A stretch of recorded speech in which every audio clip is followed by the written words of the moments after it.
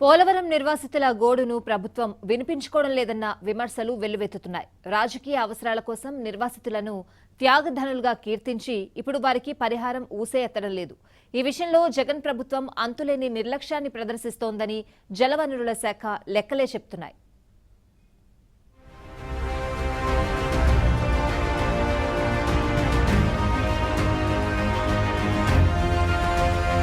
అమరావతి రైతుల త్యాగాల గురించి ప్రస్తావన వచ్చిన ప్రతిసారి పాలకపక్షం పోలవరం నిర్వాసితులను తెరపైకి తీసుకురావటం రివాజ్గా మారింది.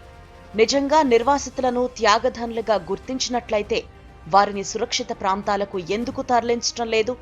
పునరావాస కాలనీలకు తరలించిన కొద్ది మందికి రోడ్లు, మంచినీరు, పాఠశాలలు, వీధి దీపాలు, పారిశుద్ధ్యం వంటి మౌలిక సదుపాయాలు ఎందుకు కల్పించటం లేదు అన్న విమర్శలు వెల్లువెత్తుతున్నాయి. ప్రాజెక్టు నిర్మాణం అంటే కాంక్రీట్ నిర్మాణం కాదని, ప్రాజెక్టు వల్ల భూములు కోల్పోయిన చివరి నిర్వాసితుడి వరకు పరిహారం చెల్లించటం అని ప్రతిపక్ష నేతగా పాదయాత్ర చేసినప్పుడు వైఎస్ జగన్మోహన్ రెడ్డి గంభీర ప్రసంగాలు చేశారు. తాను అధికారంలోకి వచ్చాక మానవతా దృక్పథంతో ఈ భూములకు ఎకరాకు 10 లక్షల చొప్పున 555.47 కోట్లు చెల్లిస్తాను అని హామీ ఇచ్చారు. దీన్ని నిర్వాసితులు నమ్మారు. జగన్ అధికార పగ్గాలు చేపట్టిన 2 ఏళ్ల తరువాత 10 లక్షల చెల్లింపుపై ఉత్తర్వు కూడా జారీ అయింది. కానీ ఇప్పటిదాకా చెల్లించలేదు. 2021 జూలై 8వ తేదీన మాజీ ముఖ్యమంత్రి వైఎస్ రాజశేఖర్ రెడ్డి జయంతి నాటికి నిర్వాసితులకు గృహాలను నిర్మించి అందిస్తామని విజయవాడ ఇరిగేషన్ క్యాంపు కార్యాలయంలో జలవనరుల మంత్రి అనిల్ కుమార్ అట్టహాసంగా ప్రకటించారు. అది అమలుకు నోచుకోలేదు. తక్షణమే తమకు న్యాయం చేయాలని నిర్వాసితులు డిమాండ్ చేస్తూ నిరసన దీక్షలు చేపట్టారు. అయినా వైసీపీ ప్రజాప్రతినిధులు, ప్రభుత్వము పట్టించుకోవడం లేదు.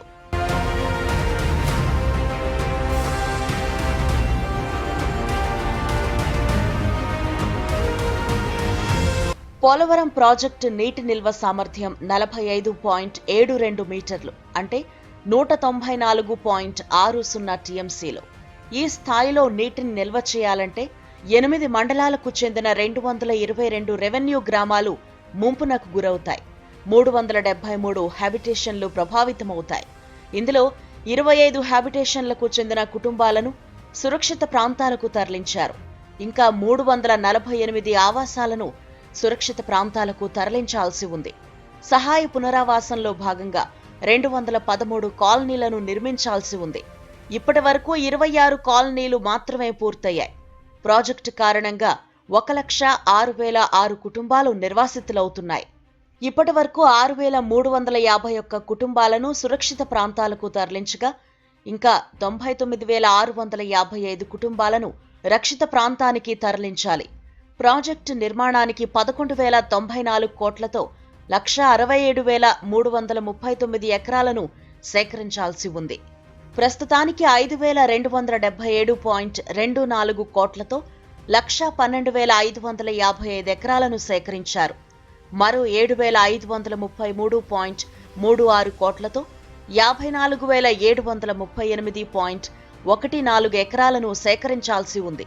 భూసేకరణ, సహాయ పునరావాసం కోసం 8,112.10 కోట్లు నగదుగా చెల్లించాలి. ఇందులో 578.74 కోట్లను మాత్రమే రాష్ట్ర ప్రభుత్వం చెల్లించింది. ఇంకో 7,533.36 కోట్లు ఇవ్వాల్సి ఉంది.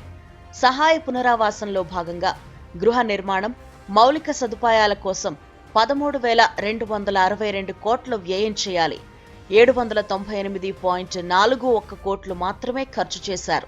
భూసేకరణ, సహాయ పునరావాస పద్ధతుల కింద మొత్తం 35,669 కోట్లు వ్యయం చేయాల్సి ఉంటే ఇప్పటి వరకు 6,654.39 కోట్లే ఖర్చు చేశారు. ఇంకా 29,014 కోట్లు ఖర్చు చేయాలి. నిర్వాసితుల కోసం చేసిన ఖర్చు చిటికెడైతే చేయాల్సింది బారెడని ఈ గణాంకాలు స్పష్టం చేస్తున్నాయి.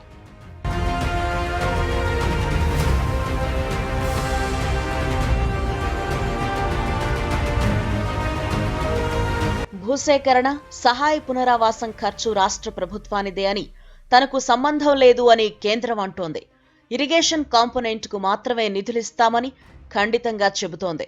ఈ విషయాల్లో జగన్ ప్రభుత్వం కేంద్రంపై ఒత్తిడి తీసుకురావటం లేదు. పైగా కేంద్రం నిధులిస్తేనే ప్రాజెక్టును పూర్తి చేసే ఆలోచనలో ఉంది. ఇందులో భాగంగానే నీటి నిల్వను 41.15 మీటర్ల కాంటూరుకు పరిమితం చేసే దిశగా ఆలోచన చేసింది. దీనికి 8,002 కోట్లు వ్యయమవుతాయని అంచనా వేసింది. ఇందులో 4,805.36 కోట్లు ఇప్పటికే ఖర్చయ్యాయి. మరో 3,197 కోట్లు వ్యయం చేసి 91 టీఎంసీలను నిల్వ చేసి ప్రాజెక్టు పూర్తి చేశామంటూ ప్రచారం చేసుకోవాలి అని సర్కారు చూస్తోంది. ఇదే జరిగితే పోలవరం ప్రాజెక్టు ఒక రిజర్వాయర్గా కాకుండా ఎత్తిపోతల పథకంగా మిగిలిపోతుందని జలవనరుల నిపుణులు ఆందోళన వ్యక్తం చేస్తున్నారు.